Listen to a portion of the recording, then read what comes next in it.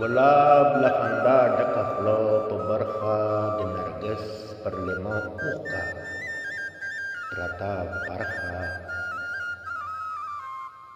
په نبات هم پښتانه سره جوړ نه دي څوک یې میټ څوک یې لوبیا بولي